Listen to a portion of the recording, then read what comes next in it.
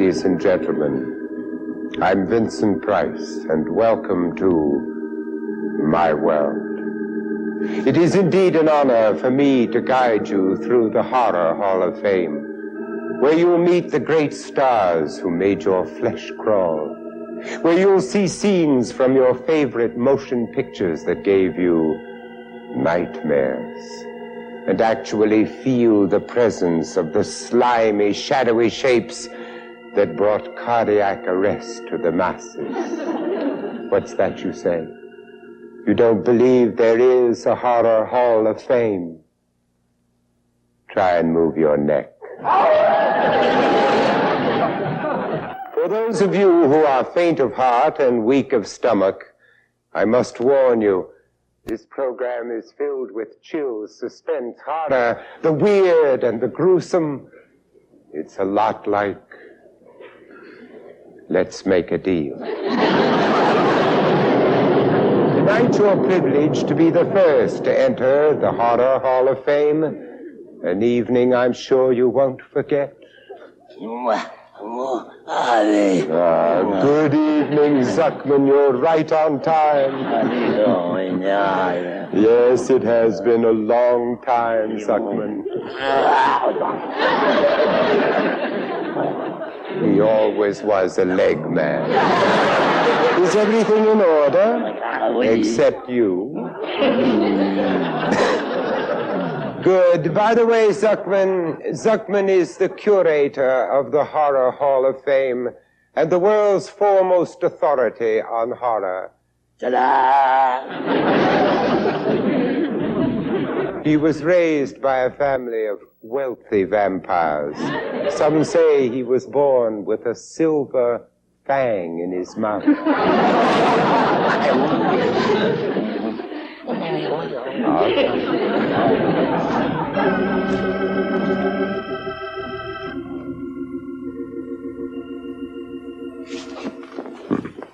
My God.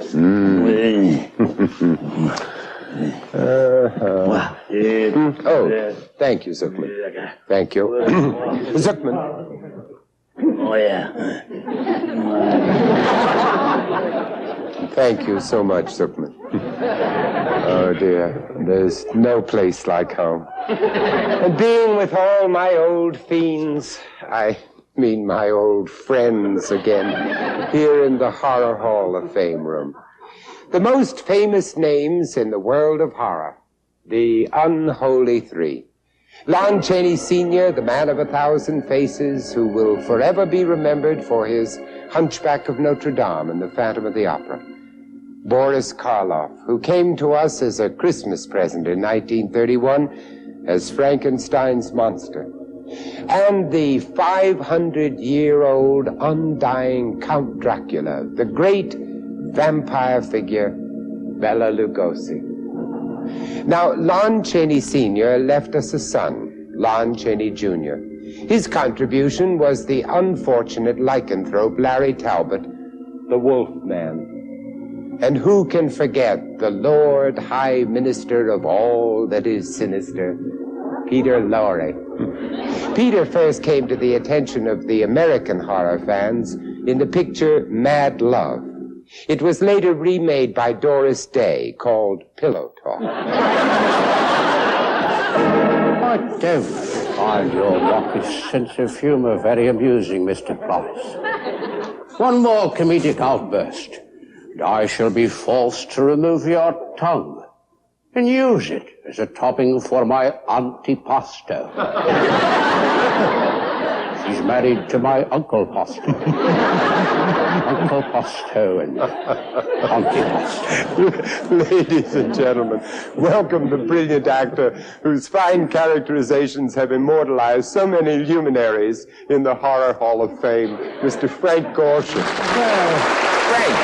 Very nice of you, Vincent. Very nice of you. Very nice. Won't you sit down? You're making fun of me. No, I'm not at all, old boy. Vincent, it's nice to be here. It's nice to have you here. It's outside. It's raining outside, and my car broke down. The bridge is out, and I need a place to stay for the night. Well, you're in luck. We happen to have a spare room. That's if you don't mind sleeping in the mausoleum with a stiff. Mind? Why should I mind? I once shared a dressing room with Ed Sullivan. That's cold. That's cold. That makes good sense. Frank, you've done so many impersonations of very famous people, but I think some of your best are the horror stars. When I was a kid, I always loved going to see a spooky picture, a horror picture, with Boris Karloff or Bela Lugosi and that kind of people. And the monsters they played were so believable. I mean, these people were great actors. Yes, they were. The monsters that they created were real. They had soul, whatever it was. But anyway, they would scare so much that a person watching the movie would, at least this was true of myself. I found that fascinating. I wanted to do it, and I found myself scaring the whole family. And with my brother, I would carry on with him. And to this day, I change my kid's diaper like Bela Lugosi.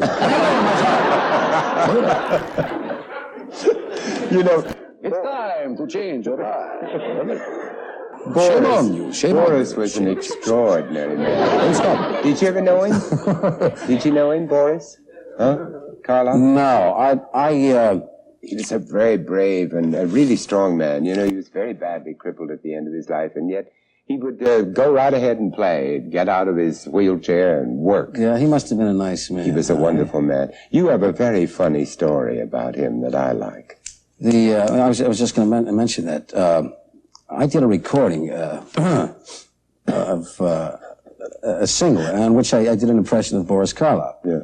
I forget which studio it was here in town, but I left the studio, and then after I finished, Boris Karloff himself, so I found out the next day, came in because he had to record something, and the people in the studio played my impression of him. Yes.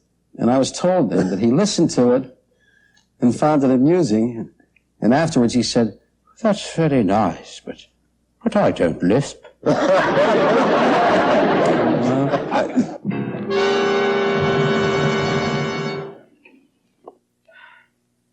How do you do? I knocked, but there was no answer, so I took the liberty of entering. The signs clearly say to keep out. You must have seen them.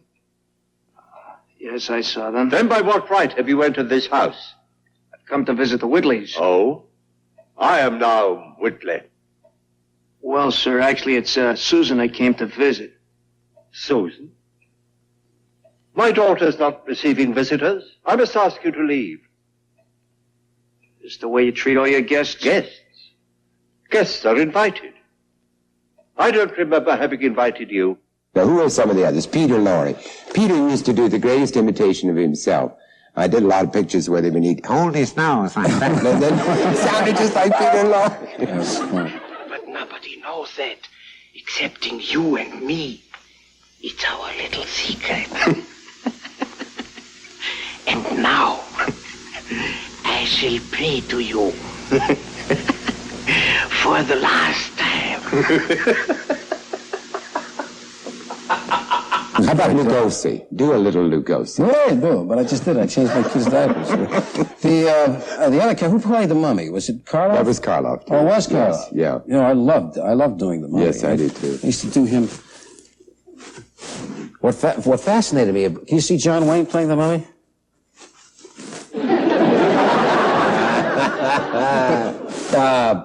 I would always love it. Was like in a picture, you'd see Turhan Bey or John Carradine cooking the tannel leaves. And then our friend Karras, Karras was his name. Yes. Karras would get up and he would walk. He would stalk the night like that. And he was so spooky. And he never walked any faster than that. No, never. That always amazed me because whenever he was chasing somebody, no matter how fast they were running. No, he caught them, though, eventually. He just tired them out. Lugosi, I think, I would love to have met him, but as a matter of fact, I did do one personal appearance tour with him very early on in my career. And he was really a mysterious man. He never was around. He just sort of would disappear. He'd come out on the stage, and then nobody knew where he went. Well, he turned into a bat. I think so. This vampire business, it has given me a great idea for a new act.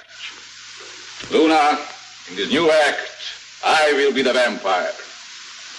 Then you watch me. I gave all of me. I was greater than any real vampire.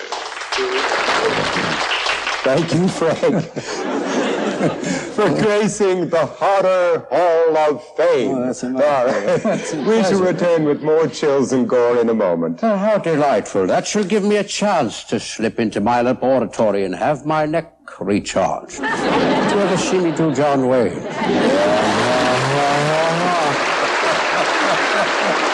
Backwards?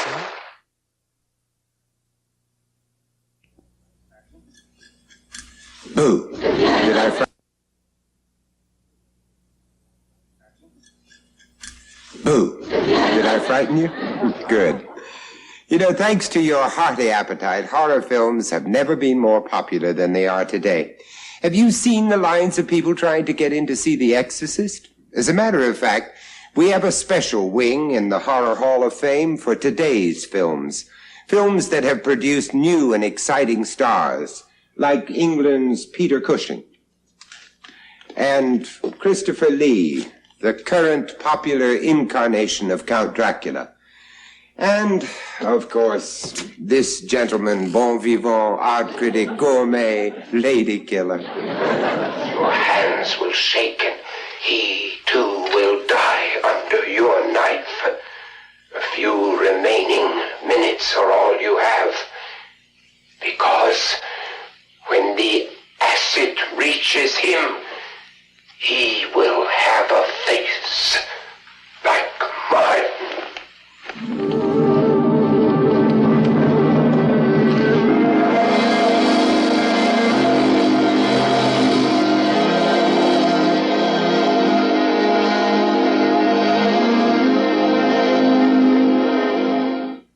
And modern horror films are not restricted to any one race or creed. Recently, the first black horror film was released and won the coveted Count Dracula Award for Best Vampire Film of the Year. Now gaze upon the creation of Count Blackula. With my name, you shall be Blackula, vampire. Like myself, a living fiend, you will be doomed never to know that sweet blood which will become your only desire. And proof of man's eternal fascination with the classic moral issue, whether good or evil will triumph. It's totally illustrated by the monstrous success of The Devil Possessed in the horrifying experience of The Exorcist. There is one outside chance for a cure. But, I think of it as a shock treatment. As I said, it's a very outside chance. Would you just name it, for God's sakes? What is it? Do you have any religious beliefs? No. What about your daughter? No. Why? You ever heard of exorcism? Well, it's a stylized ritual in which the rabbi or the priest try to drive out this so-called invading spirit. It's been pretty much discarded these days, except by the Catholics who keep it in the closet as a sort of an embarrassment. But it has worked, in fact, although not for the reasons they think. Of course, it's purely a force of suggestion. The victim's belief in possession is what helped cause it. So in that same way, the belief in the power of exorcism can make it disappear. You're telling me that I should take my daughter to a witch doctor. Is that it? Father Karras. It's an honor to meet you, Father.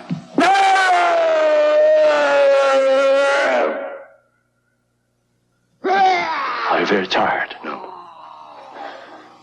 I'd like you to go quickly across to the residence, Damien, and gather up a cassock for myself, 2 surplices, a purple stole, and some holy water. And your copy of the Roman ritual, the large one. I believe we should begin. Do you want to hear the background of the case first, Father? Why? Now, ladies and gentlemen, I would like to introduce...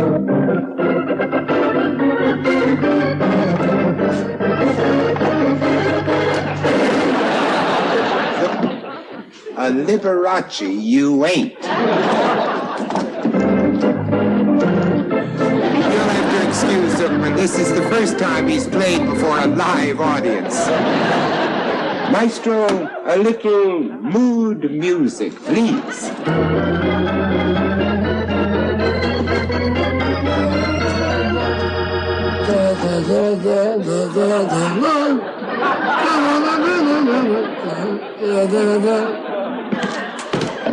We are now in the famous laboratory of the Horror Hall of Fame, presided over by the great-great-grandson of the original Dr. Frankenstein, Dr. Murray Frankenstein, who has devoted the last 25 years of his life to the construction of what I understand to be the greatest monster in the history of mankind. Tonight, he has agreed to devote a few minutes of his precious time to us.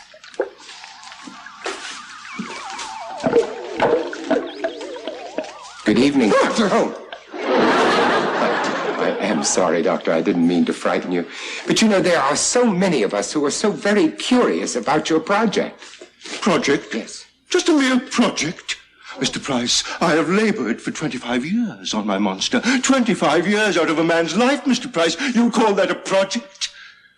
Mr. Price, my monster is the most hideous, most grotesque, most frightening, most diabolical monster of them all. Did I leave out sinister? Well, it sounds to me like quite, well, if you'll excuse the expression, quite an undertaking. Don't make light of my work, Mr. Price. Sorry. There are some who think I have taken leave of my senses. There are some who say I am mad. There are some who even say that I'm insane. Do you? Well, no, frankly, I just think of you as one of the boys. Now, tell me, how would you describe your monster? Describe? Describe, my child? Yes. It has the strength of 1,000 Samsons, the intellect of Plato and Socrates, the consummate beauty of Cleopatra, Helen of Troy. With just a touch of Kay Ballard. And imagine, if you will, Mr. Price, one giant, rotating, baby blue eye embedded in his monstrous head. Old Blue Eye is back. Well, now, I must get back to work. Just some electrocardio circuitry, some transistors, some Elmer's glue, and my creation will be complete. You mean he's almost finished? Mr. Price, before you leave the Horror Hall of Fame tonight, you and 20 million beady-eyed onlookers will see unveiled my cutie pie. Which camera am I on? And let me assure you, you will not be disappointed. Well, we'll all be looking forward to that incredible moment. And we'll return to the Horror Hall of Fame.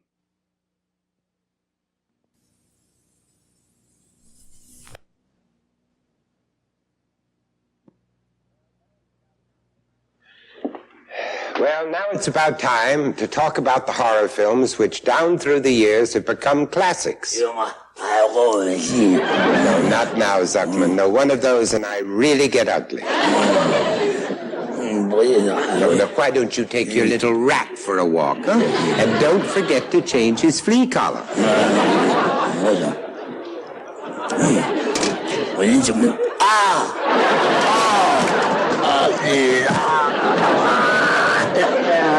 Safe!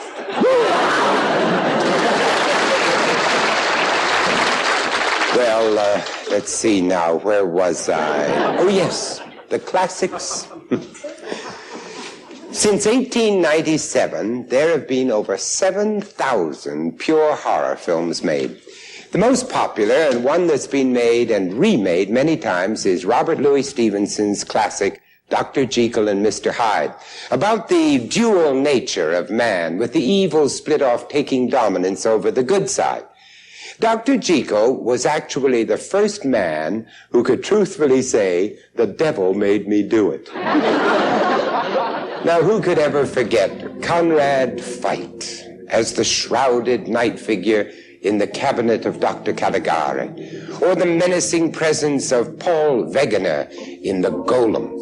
And then, in 1922, from Germany, came the first surviving Dracula film, Nosferatu, magnificently interpreted by a skeleton of a man, Max Schreck, and the never-to-be-forgotten Lon Chaney Sr. as the Hunchback of Notre Dame, and his unforgettable portrayal of Eric of the Catacombs in The Phantom of the Opera. Those who saw him finally unmasked as the Phantom gazed, as one critic said, upon the naked face of horror. Whenever he went to a restaurant, he always got the best table. And then there is a charter member of the Horror Hall of Fame who has lent his poesque presence to innumerable great horror films. And that can be only one man, the frighteningly distinguished Mr. John Carradine. John, lovely to see you again. Nice to see you, Vinny. Thank you. In a long time. It has been a long time. I think the last time we saw each other was in a film which, while it was not a horror film, was certainly a horror. Yes, it was a long one, that's for sure. John, you know, you have been connected with the classics and with horror films, but I think one of the fascinating things to go back into is the background of horror in the theater. Tell us a little bit about it. Goes a long way back. Yes. I did one of those original horror plays on Broadway with Elizabeth Bergner.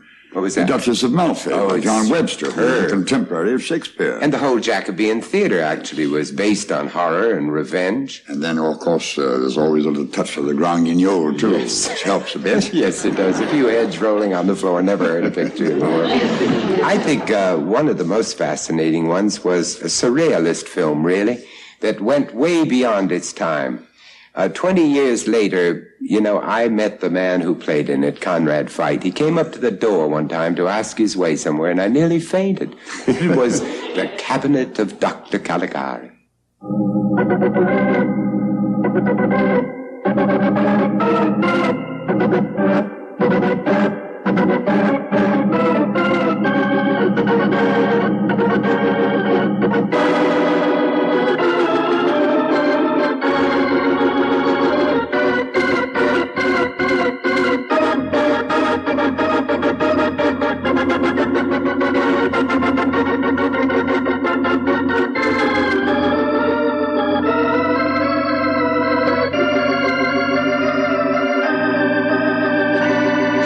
The second one you saw, the first one you saw was... The first one I saw was The Golem. Yes, tell us about that a little. I don't remember it very much. I was only about 14 years old. I remember it took place in Prague, in the ghetto, and the man was made of clay, and that he was born to slay. I think that's what got me to go to the theater. He was made to help the situation, but then he turned on the people. The Golem, a real frightener. I think he was the first sort of robot character. Yes, he was. Yeah. And he wore the Star of David on his shoulder. And you pushed it. You pushed it and he did things. Look at that face. Look at that face. Oh, there he is. What a Superman. Yes. Didn't they push that star? Yes, no. He took the star off of him, you see, and then that killed him. My Lord, people have been doing that to me for years. And they fall forward. Yes. With that headpiece on, he had to turn back. Tell us something about John Barrymore, who was a great friend of yours. I only met him once, and I've always been jealous of you. Oh. Yeah. Well, you know, he had his own sense of the macabre. Yes. He owned a vulture, which he bought in Chile or in Peru. Peru, I think it was. And he used to sit on a perch in his home up on Tower Road. Yeah. And they would sit together, nose to nose. Barrymore thought it was love. Until he went on the wagon, and then the vulture would have nothing to do with him. You see, it was his alcoholic breath the vulture relaxed. I like that. He was a magnificent actor. His Dr. Jekyll and Mr. Hyde was a performance I'll never forget. He wore no makeup. He wore no makeup at all. They gave him a kind of conical head, but he didn't wear any makeup. It was all done by facial expression. Here, look, see, there he is now. He's taken the drink. I used to rehearse this when I was 12 years old with a glass of water and vinegar and some soda bicarb. I'd foam up and I'd take the potion and go through all the agonies. I've been reading about Mansfield doing it. It's divine. Now, let's see what he does here. The hands, of course, played an enormous part, didn't they? You know, he had short, stubby fingers, And he hated them. He was always dangling them so they'd look long and artistic. That's true, because you'd never know that, would you? It looks like the way he used them. tremendous long. Look at the face. It's no makeup. No. So many of these pictures have been made and remade, The Hunchback of Notre Dame, and I think that we all remember, at least I remember, Chaney Sr. And Lawton was marvelous, but it didn't have the pathos. I've never seen anyone do it but Chaney, and I don't think I want to. No, look at this fabulous scene where he's pushing that bell. You have a feeling of the weight. I bet it was heavy. I bet it was, too. I remember working on that set years ago. Is that Mary Philbin or Patsy Ruth Miller? That's who it was. Was that Patsy? Patsy Ruth Miller. She played Esmeralda. Mary Philbin in Phantom of the Opera. In the Phantom of the Opera, you're absolutely. Rod LaRocque. And Rod LaRocque, yes. Yes, indeed. Yeah. Oh, boy. John, you played in quite a few horror films. No, it wasn't Rod LaRocque. It was Norman Carey. It was Norman Carey. Yes, Carey, it was indeed. Yes, yeah. But, you and I have never played in a horror film together. No, and I've never played a monster. I never played a monster. I was offered one and turned it down. Yeah. I turned down Frankenstein. Well, after doing... Boris took it. You're kidding. I turned it down. You're kidding. No, I'm not. Oh, that's... They sent me out to the makeup department, and the makeup man started mixing up a bowl of plaster, and I, being a sculptor, knew just what he was up to. Yeah. He made a life mask, and I said, wait a minute, what is this? What is this? Yeah. He said, this is, you play a monster. I said, oh, do I have any dialogue? He said, no. I said, I don't have any dialogue. No, you're just blunt. I said, this is not for me. And I walked out. Oh, dear. 3 months later, they got Boris, and he took it. It did I never regretted it, and he never ceased to regret it. But now you and I did do something sort of vaguely in common. I did the second Invisible Man picture, The Invisible Man Returns. And let's see, now, in talking about the other... I did a bit in the first one. In the first one you did. I played a Somersetshire yokel with a frowsy mustache, a muffler, and a bowler hat who goes to a phone booth and calls the police and says, I just saw the Invisible Man. The Phantom of the Opera was played by several people, wasn't it? It was played by, let's see, of course, Lon Chaney Sr. to begin with. I think that there's Mary Philbin, look, see? Yeah. And she's going to take off the mask. Oh, I remember this He's scene. sitting at the organ. Yes. Yes. Oh, and he turns around, and your blood turns cold. Oh, don't take it off, Mary. Don't. No, that's right. No, don't. Oh, she's going to do it.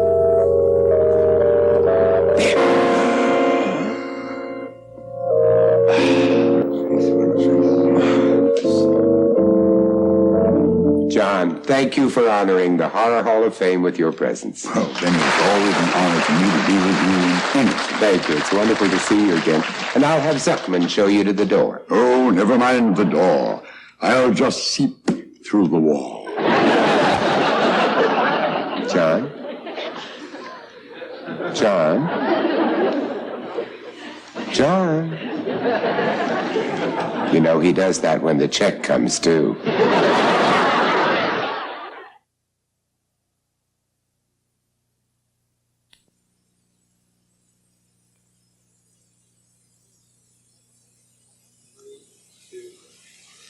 I wonder if the producers of the first horror films back in the early 1900s ever understood that they truly created a monster. Millions upon millions of dollars are spent annually on not only the price of admission to horror movies, but on all sorts of horror merchandise. Look at it.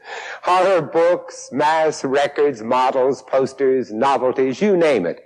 And there are even those who poke a little fun at us. Even television gave us horror with humor, like the Dating Game, and the enormously successful Addams Family, which starred an extremely versatile and fine actor, John Aston. Oh, don't stop, please. It's so soon. Darling, I've almost worn out the drill. Sharpen it up, sharpen it up. Now, dear, too much of a good thing. Rita, please. You were just hitting a nerve. Well, just one more time.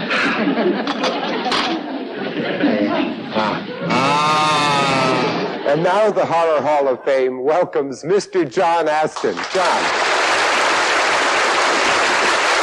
John, please be seated. I would like to make you feel at home. This is your kind of house, isn't it? Thank you. Yes, very cozy. I must say, I was a tremendous fan of the Addams Family and of Charles Addams forever and ever. Well, so was I. Yes. But it was such a fun show. It was kind of a healthy show. Yeah, it's interesting you say that.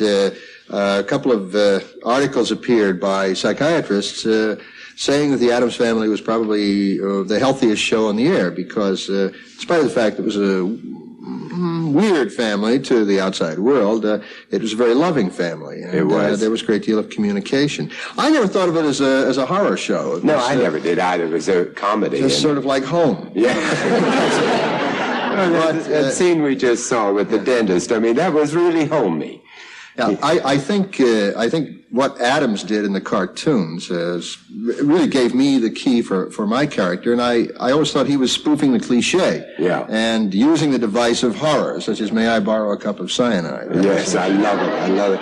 And Carolyn Jones and Jackie Coogan, all those super Ed Cassidy, people. Yes, they were a wonderful bunch of people. Wonderful to work with and very, very talented. What do you think of all this stuff? I think it's kind of fun. Well, the horror business is really something today. You know, you can take a walk along Hollywood Boulevard. You can see Frankenstein faces and vampire fangs, weird, freaky creatures of every shape and color, and that's without going into the stores. You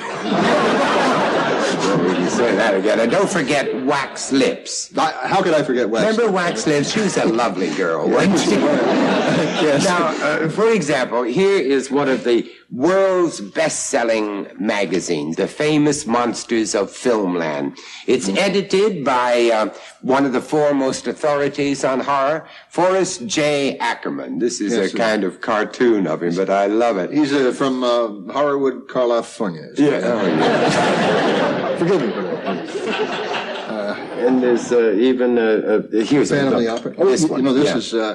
I believe this is patterned after Fred Gwynne, who played Herman Munster. That's right, on the Munsters. And here is, you know, a Phantom of the Opera model. It glows in the dark. See? And here's a Godzilla model. And that one glows in the dark, too. And during the energy crisis, you can ride it to work. Well, I think you have a monster cookbook back there. Yes, there is one, yes. It's Eye of Newt, Pate of Yak, some of your favorites. Very good. And 33 ways to make goulash. And there's also a recipe in there for the official cocktail. What's that? Your cocktail, the Horror Hall of Fame. Yeah. 2 parts vodka, 2 parts embalming fluid, leaves you breathless for 11 years. And let us not forget horror fashions. I won't forget them. No, very big thing.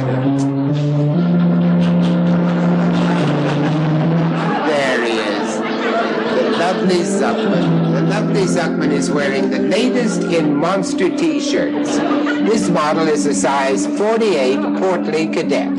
Extra short. It comes in medium, large, and bent over.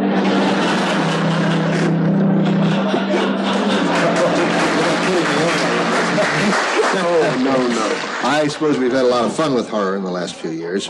Yeah, some people have gone too far, though. You know, imagine Billy the Kid meets Dracula, and Bambi meets Godzilla.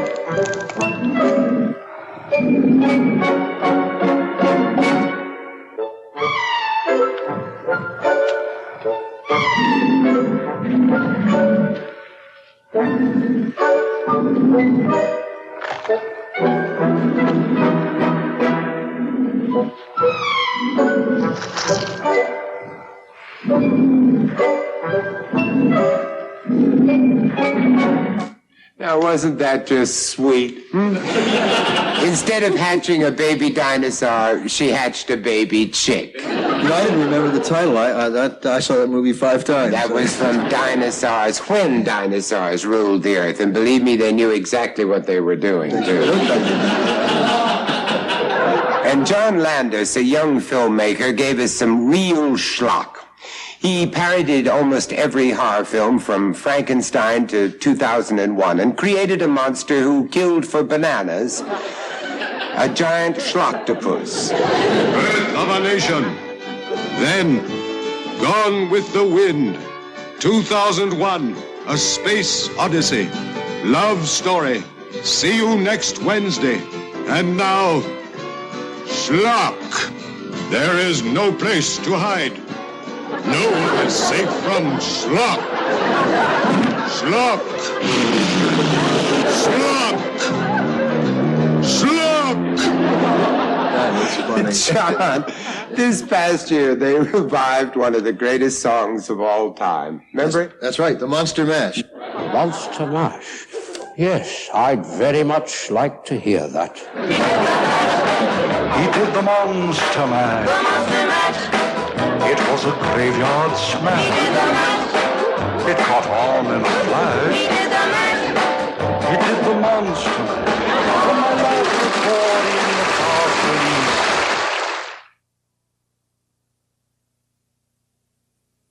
Yeah. Now, Dr. Frankenstein, it appears that your cutie pie is about to take shape. Have no fear, Mr. Price. My monster will be completed on schedule. I won't fail. All that's remaining is to get his heart started. Well, if you can't get it started, Doctor, just call the auto club. I am not amused. Well, now, this is the entrance to the Horror Hall of Fame dungeon. Don't be alarmed. We no longer carry out tortures and brutality here. The stretching rack, the Chinese boot, the bed of knives, all those goodies are gone. Now, as you will see, it is our makeup room. And it's proven very useful. Because when actors get into full horror makeup, they get a little weird sometimes, and some of them have to be locked up. I know a few actors who should be locked up without makeup. But enough about Phyllis Diller. Now, let's welcome a man who lives with the many faces of horror, because he is the artist who creates and designs the various kinds of monster makeup. He won the very first Oscar ever awarded for outstanding makeup achievement for The 7 Faces of Dr. Lowe. Mr. William Tuttle. Bill? How are you? Great to see you again. Well, we worked a long time ago together in the Three Musketeers. Three Musketeers. You were head of makeup at sometime? MGM at that time. Right. Tell me about some of the people that you've made up over the years. There's a photo over there of Bela Lugosi. What was that in? Well, that was for the very first picture I worked as a makeup artist. Oh, for heaven's sakes. And that was called Mark of the Vampire. Jay Novello is in Atlantis, and this is one of the stages of his transition from man into animal. This is Arthur O'Connell in a picture in which he was placed in a centrifuge and whirled at a terrific rate of speed, facing outward. The next is Tony Randall as the Abominable Snowman. One of the difficult things it always seems to me is to take a very pretty woman. Like, I know that you did Sophia Loren in The Lady L. What did you do to her? I mean, you had to make her age? Yes, she had to be, 80 to 85 was the age that they How old was she when she was young? I mean, she was 18 to 20. 18 to 20, okay. And with Sophia, that's quite a challenge to, acquire 80 years. I know. I think that one of the things that is always frightening is the agony that you go through putting on makeup. But we're going to give you a real challenge tonight, Bill. We're going to put you to the supreme test. You are going to make a monster out of one of Hollywood's prettiest and most talented young ladies. She was the star, or one of the stars, in one of the biggest hits now, the American Graffiti. And so, may I introduce you to Miss Candy Clark? Candy, I must say, that's a lovely place to come out of. Isn't she? What do you think now? Take a look at that, Bill. That's a challenge, isn't it? That is a challenge. Huh? Think you can make me I don't look know why it is. I always get the most difficult jobs to do. Well, Bill, you get to work, and You just wait a minute and we'll see how Bill Tuttle gets along with Candy Clark. Hey, any calls from me?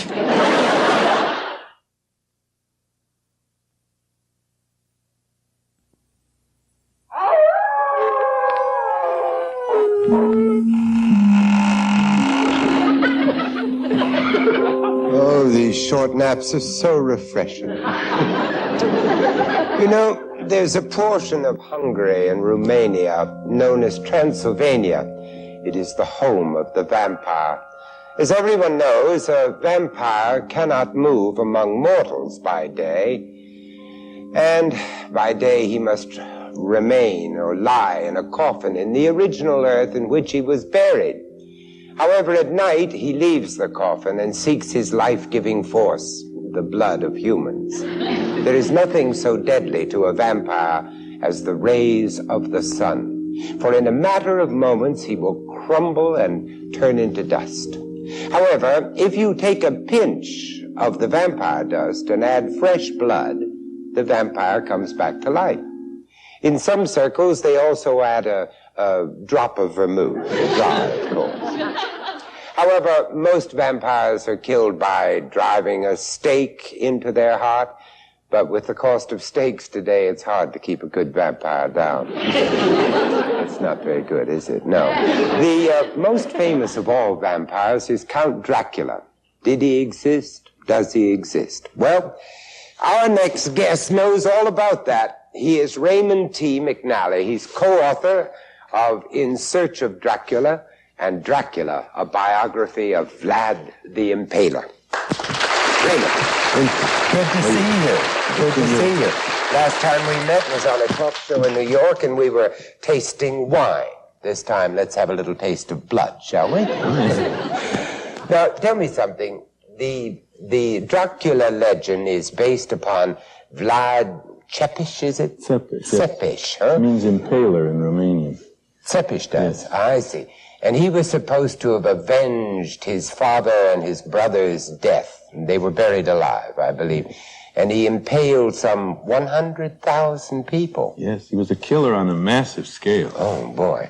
And that word for, the word for devil in Romanian is Dracula, huh? Yes, actually his father was called Dracul, and he's called Dracula, son of the devil. Well, one thing that's fascinating is that recently we had a tremendously successful movie called Blackula. Yes, Blackula. About a black Dracula. Blackula, very simple title. Yes.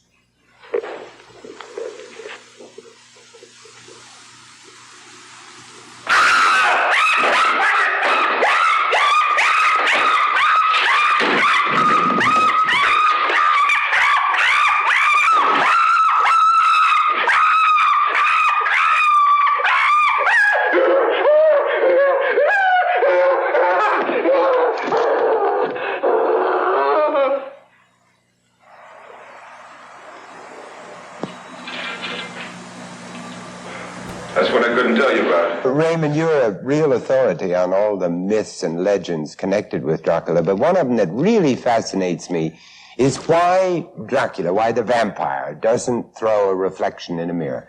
Well, what they consider in the folklore is that someone who has a soul has an image, and hence has a reflection in the mirror. But the vampire has no real soul. It's an undead, and without a soul or a life principle, it casts no reflection.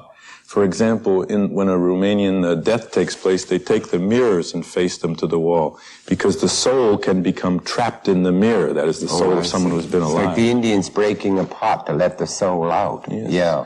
And it also is expressed in the fear of people to have their images taken, photographs taken of themselves. What will someone do with your image? Yes. Well, if you're a vampire, you don't really have an image because you're undead. I see, yes. One of the other things that fascinates me, too, is the myth about sunlight. I mean, that obviously the dead wouldn't like sunlight, but the wooden stake for killing a vampire. Yes, this is traditionally practiced in Slavic countries and also in Romania. The stake has to be made from a wild asp or an aspen tree. Sometimes they also use iron bars heated red hot give it a kind of sizzling effect when it goes in. But mostly it's the stake through the heart. And then it's sort of double insurance, just to make sure, because some fool might come along and pull out the stake someday and you're back with the problem. You have to burn the body. That's really the safest way. Because the vampire is not a ghost or an apparition. It's a real, live, walking corpse. If you get rid of the corpse, it can't walk again. It's not a ghost. See? I think one of the most exciting scenes I ever saw was one of Chris Lee's films called Dracula Has Risen from the Grave. Yes. Oh, boy, is that a thrilling scene. Yes. Let's look at it. Quickly, before he wakes.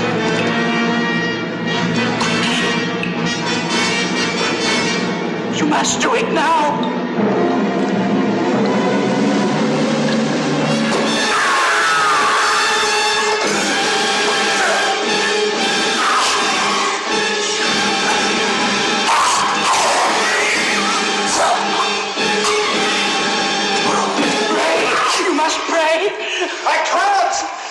You must, or he won't die. You pray, you're a priest, you pray,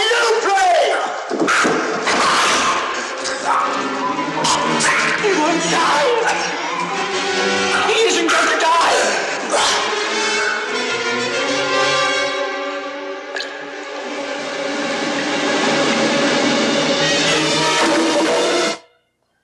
Well, he didn't make it, did he? No, he pulled it out himself. I know it. That's unfair to organized vampires. Raymond, it's really been thrilling talking to you, and I loved your first book and your second book, and I can't wait to read the third one that's coming up. Thank you very much. What is it called? It's called The Clutch of Vampires. The Clutch of Vampires. It's like a covey of quail or something. Actual accounts of real horrors, that is, actual people who say they saw these things occur. Yeah. And I think that's what the American people are particularly interested in today, and what makes it different from the late Middle Ages or from the 40s, that is interested in real horror. Yes. Actual documented cases of things that really happen, rather than something from someone's wild imagination. That's fascinating. Thanks a million. Thank you. Right.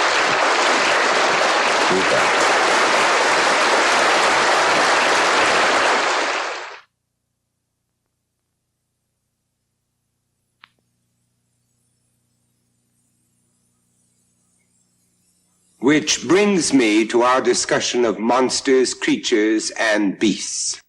What is a monster? It's a smile turned upside down.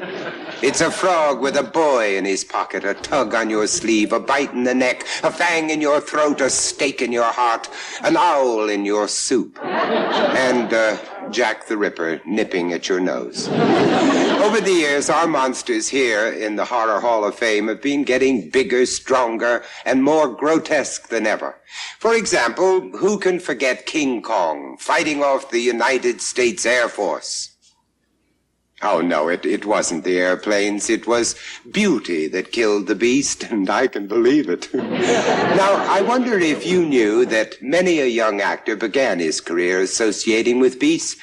So don't believe everything you read in movie magazines. For example, can you picture Michael Landon in I Was a Teenage Werewolf?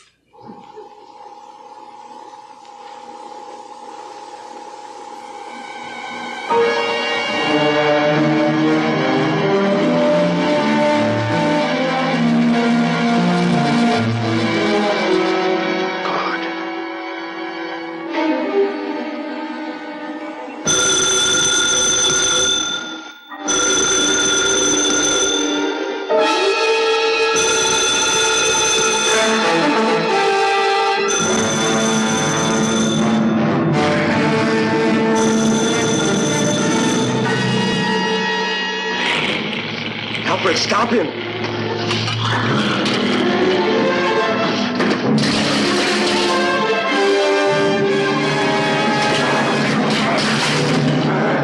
That wasn't exactly home on the range. And then young Steve McQueen introduced us to the first frightening, shapeless, amorphous mass. It creeps, it leaps, it slides, it glides. The Blob. What? Hey, who's in the store? Huh?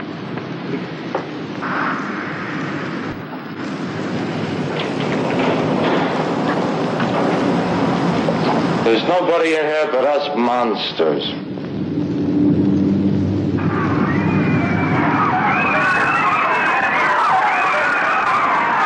Hey, the theater.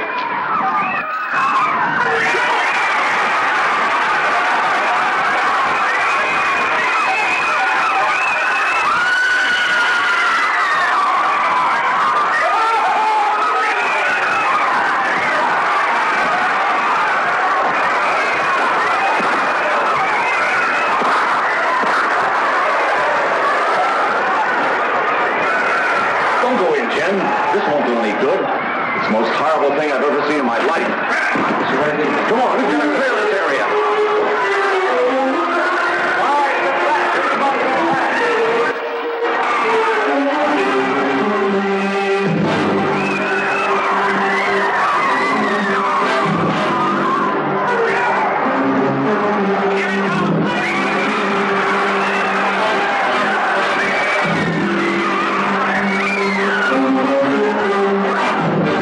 And remember the fella that crushed cars with a single blow and 8 policemen for breakfast? Of course you do. Ray Bradbury's Beast from 20,000 Fathoms.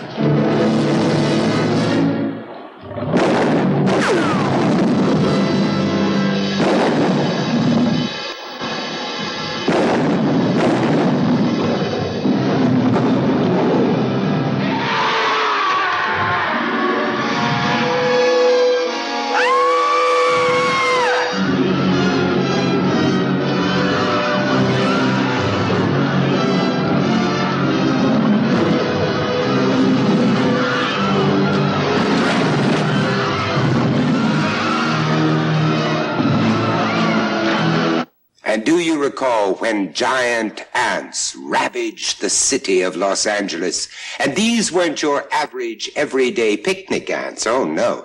It wasn't your bologna sandwiches they were after. It was you. Them.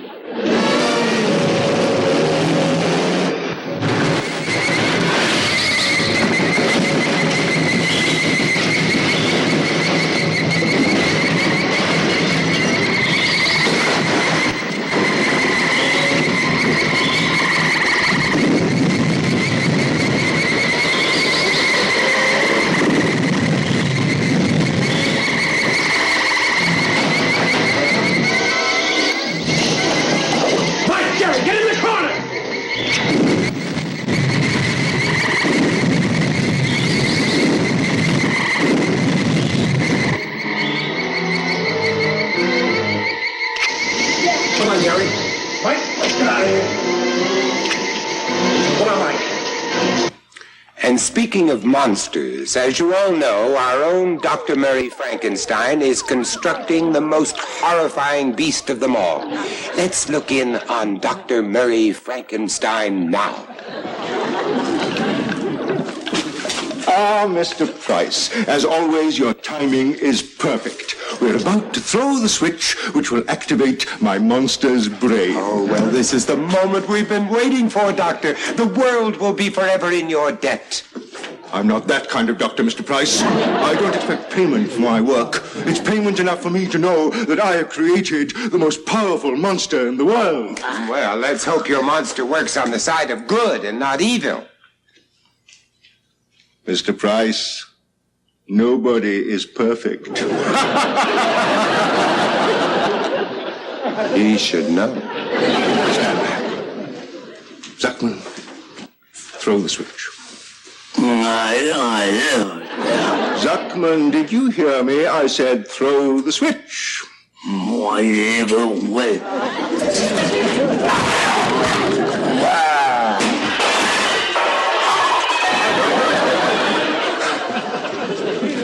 Zuckman, when I say throw the switch, I don't mean throw the switch. I mean throw the switch. So when I say throw the switch, don't throw the switch, throw the switch. Doo-dah. Vincent, I can see it'll be a while before Dr. Frankenstein's monster is completed. Meanwhile, I have something here you may find interesting. Oh, my lovely Candy Clark. Oh, I can't wait to see her. Imagine a monster with sex appeal. Down, Zuckman, down.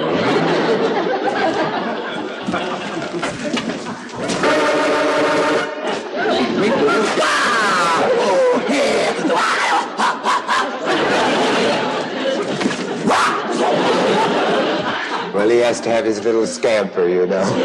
The new Candy Clark. Oh, isn't I hope she you like her. lovely? She's lovely, Bill. Thank you. You're my kind of girl. Thank you.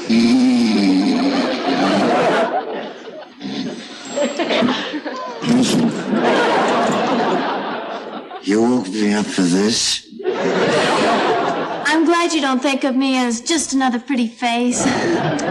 Well, we'll return to the Horror Hall of Fame as quick as a bat. Talk about your ring around the collar.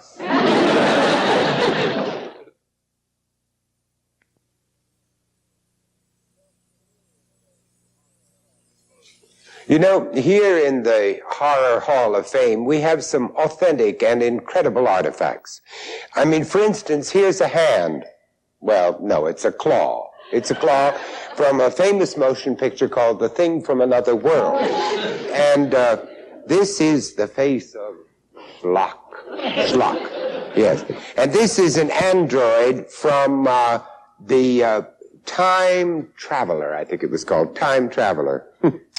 How much to look at, but heaven to kiss. And this is the cross that was used to repel the vampire in the motion picture Son of Dracula Meets Charo. You know, in case it didn't work, on the back of it is written Charlton Heston's home phone number. Vincent Price. Yes. The Horror Hall of Fame is proud to announce this was your life. This was your life. John, I am not dead yet. Vincent, that's what they all say. Vincent, your career really blossomed when you played opposite Helen Hayes on Broadway in Victoria, Regina. Why shouldn't it have blossomed on my first part? All right, and then you came to Hollywood and you took a giant leap forward. You were the voice of the Invisible Man in Abbott and Costello Meets Frankenstein.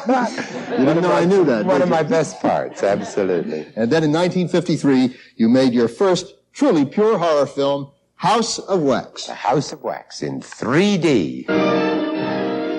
Everything I ever loved has been taken away from me. Not you, my Marie Antoinette, for I will give you eternal life.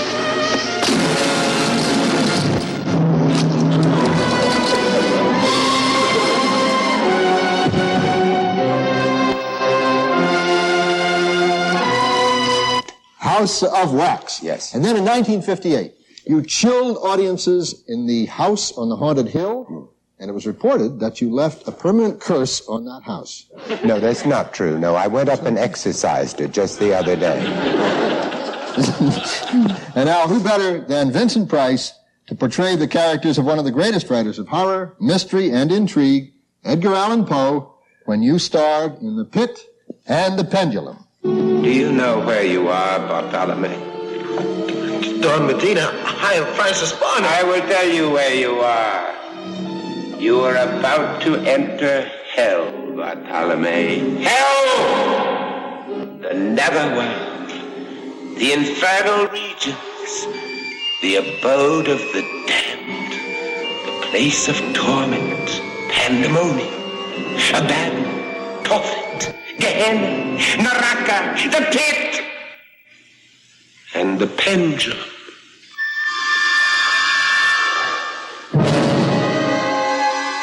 Razor edge of destiny.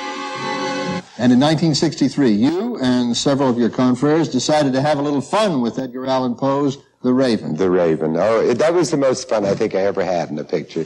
And you know, that was Jack Nicholson's first part. It was? Yes, one of his very first parts. It's gone a long way since then. Yeah, I'm not sure. You're not going to drink it. What did you think I was going to do? Take a bath in it? Mm-hmm.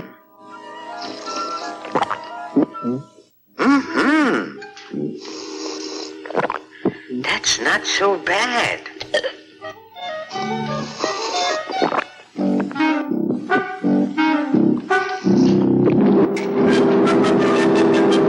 In 1971, a great honor was bestowed upon you when you completed your 100th film, The Abominable Dr. Fives. Yes, be sure you get that abominable in there. Yes. I thought it was abdominal, but that's not true. I was there at the premiere. Were you? Yes. Yes, I remember you were there at the premiere. Yeah. You do? Yes, I do. I do. What was I wearing? You were in... No, that was the other one, had the long wig on. Yes. And in 1973, another success, you played no less than 8 Shakespearean characters in Theater of Blood. Yes, it's the best horror movie I ever made, Theater of Blood. And here's what Kevin Thomas of the Los Angeles Times has to say about Theater of Blood. If horror pictures were taken as seriously in America... I love that. And let us not forget, Vincent, your latest picture, in which you play, of all things, a horror picture star in the soon-to-be-released Madhouse. Oh, why didn't he take me and let you live? Now he must die. The Dr. Death that we created, he must die. I am not afraid. There is always room for more in the coffin of time. The instinct is alive within me. And you, Dr. Death, are you afraid? No. No, you're going home. Come. Lights! Camera!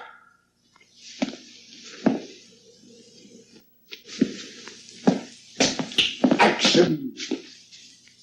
Now I must play the final scene. The death of Dr. Death.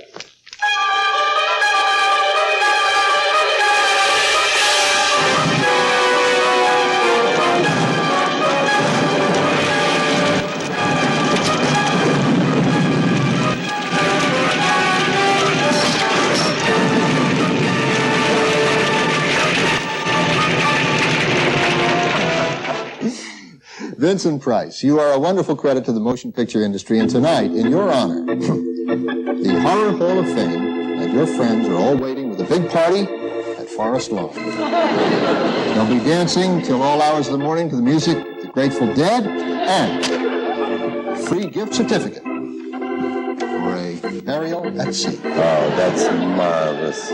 That's marvelous. Vincent Price, that was your life. Thank you.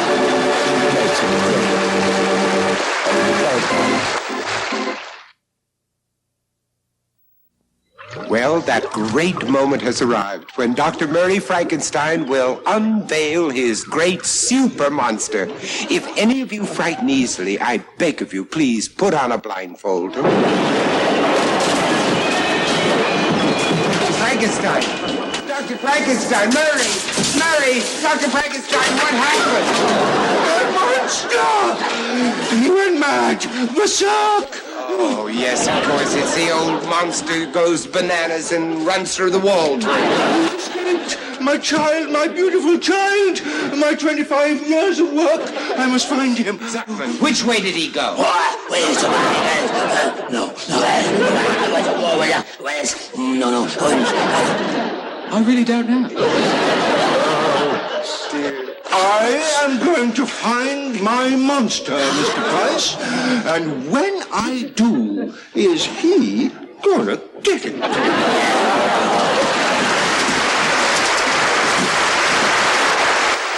Friends, I'm afraid we lost our monster. Now, if any of you should see a 9-foot, one blue-eyed, hairy, slimy creature wandering around your neighborhood, would you kindly send him back to the Horror Hall of Fame at once? The poor darling forgot his galoshes. Which way did you say he went? Well, actually, Florence left a message for him. Forget it. Candy Clark. Candy Clark. Oh, Candy!